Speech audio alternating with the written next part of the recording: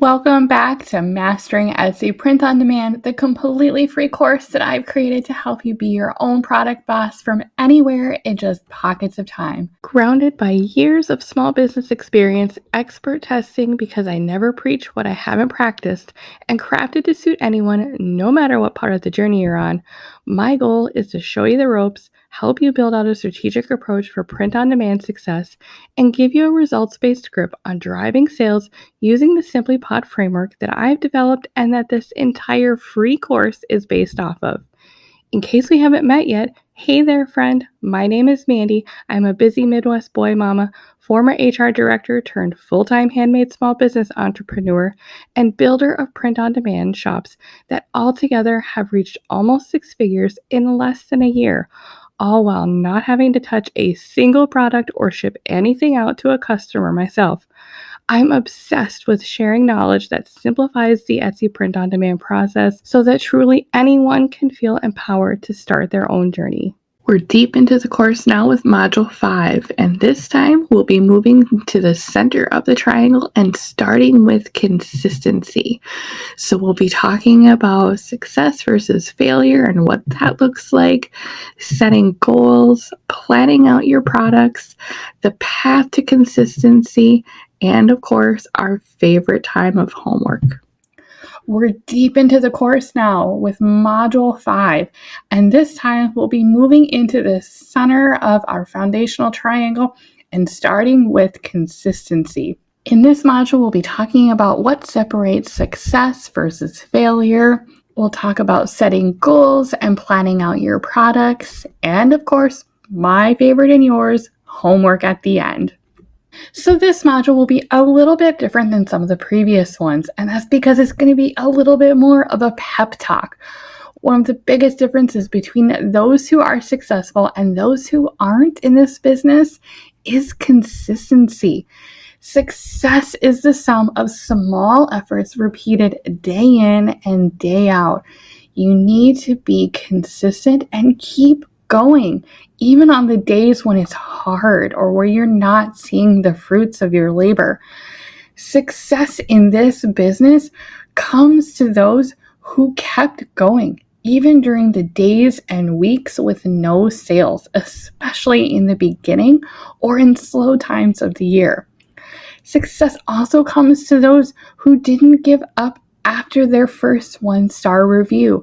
It's inevitable. It will happen at some point. It doesn't mean you failed, but it doesn't mean you should give up either. It will happen, and you just need to know how to move through it. Success also comes to those who didn't get hung up on their print provider over one or two quality issues because they know that millions of perfect products go out to happy customers every day. Humans are involved in this entire process, and we need to know, again, how to navigate that and move through that to continue to be successful. And success comes to those who were willing to look at their designs and ask themselves, is this really something someone would buy? Or were honest with themselves and said, you know what, maybe this design isn't so good. And that is okay. As we talked about in the design module, early designs may not be our best. That is what practicing is for, and it will come with time. And we need to be okay with failing on those first few, as long as we can be honest with ourselves that it didn't go the way we planned and have a plan and steps for moving forward and through that and not giving up along the way. And success also comes to those who were willing to invest their time up front because they saw the potential in their future. This is a business. We are entrepreneurs. Success does not happen for you. You have to be able to make it happen. It comes to those who fight for it, who stay consistent, who keep improving and learning, and above all, those who don't give up. So here's my challenge to you in this journey of being consistent. Set goals for yourself. Start with a goal of getting to 100 listings if you're just starting out. This is when a lot of stores start to see traction in the beginning because it shows Etsy that you are being consistent and that you are active and engaged in your shop. Set a goal of 4 listings per day, and guess what? You'll be at 100 in less than 30 days. And if you're using my batching method that we talked about in the design module, you'll get there faster than you might think. Hold yourself accountable and keep going. In doing this, it's also important to plan out your products when you can. You have the right framework now. Use it. You can plan out your products now based on the principles that we've talked about for keywords and niche and identifying your target audience and thinking about what they would like to buy and what would resonate with them and designing for them, which will make this whole process much more strategic versus feeling like you're just throwing spaghetti at a wall. And the other tip that I have for planning out your products and being able to add new designs in different ways, go grab a calendar and look 8 to 12 weeks out. Find a holiday in that time frame and add holiday versions of whatever niche you're designing in. Evergreen designs, meaning designs that you're making for a niche that aren't specific to seasons, those may be your bread and butter designs that will sell all year, but being able to layer in holiday versions for those target audiences and ideal buyers that are in that niche are, again, another way to grab the attention of buyers who are searching for products and listings like yours. If you're finding yourself feeling discouraged, especially in the beginning where growth can feel really slow at first, I am here to remind you to trust the process. Those moments of discouragement are going to be crucial because they can either be the point where you give up or they can be the point where you choose to keep moving forward. The path to consistency and moving forward means to be patient. Those first few sales can take a while, and there are so many factors that can contribute to that. You have not failed. It just takes time and focus on continuing to grow. As sales do come in, evaluate the designs and styles that are working so that you know where to prioritize your attention. And if you really feel like things aren't working, then start looking at potential fixes. I'll link to one of my favorite videos on 3 fixes for your shop that can help you resolve areas that are prone to issues. Continue researching and being a student of Etsy. That means exploring new niches or sub-niches that could fit within your shop.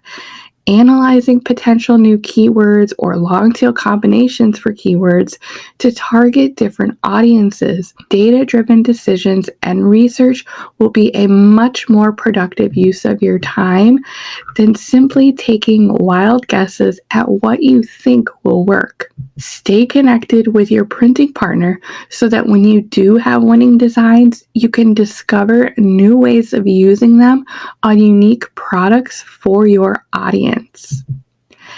And finally, trust the process. Your shop will evolve over time as you learn. That is a natural part of your growth. Continue repeating the methods that are working, correcting mistakes as you identify them, and setting goals to continue expanding your listings. And at the end of the day, remember, the only way to fail is to not start. So here's your sign to start. Success does not happen overnight, and so you have to be patient, especially if you are building a new shop. Success is also not out of reach, so start believing in yourself. Don't believe the lie that the market is oversaturated. You just have to know how to navigate it. I started a shop less than a year ago, past all of the pandemic craziness in the e-commerce boom, well into a time where the economy started to slow way down. And I am still hitting almost 6 figures in less than a year. By the time I hit a year, I will be past that 6-figure mark. It is not out of reach, my friend. So start believing in yourself that you can do this too. And above all, choose progress over perfection. Keep going. Be willing to fail at first. It's okay. Keep learning, keep building your knowledge, and keep going. Done is better than perfect sometimes, and so you just need to start. And always remember, I am here cheering you on, friends. And so as we start to round out our full framework, we've covered product and SEO and design. That gave us the foundation for becoming confident with the basics and to give us a roadmap for building our shop and creating listings that will ultimately be successful and have the best chance of ranking higher in Etsy search results for our target buyer. And now, as we're navigating through these sustaining activities that are integrated supports as part of our business, we've just navigated through consistency. And so that is where coming up with new listings and new products and continuing research is going to be so important.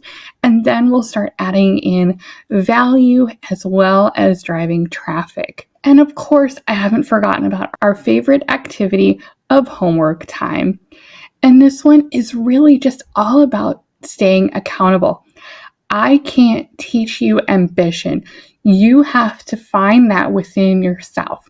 But I can help you find accountability. I've linked in the description below a Road to 100 accountability worksheet. So whether you're already 100 listings in and want to add 100 more, or if you're a brand new shop, this is a quick Road to 100 accountability worksheet so that you can stay accountable. Set a daily goal and work towards 100 listings getting added to your shop. And don't just throw up 100 random listings.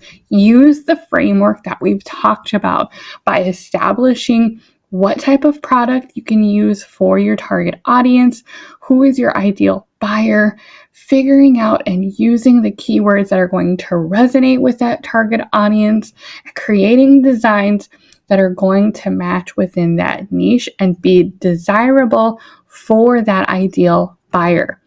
Once you hit 100, check in with yourself, check in with your goals. Repeat what is working and helping you achieve those goals. And that brings us to the end of this module.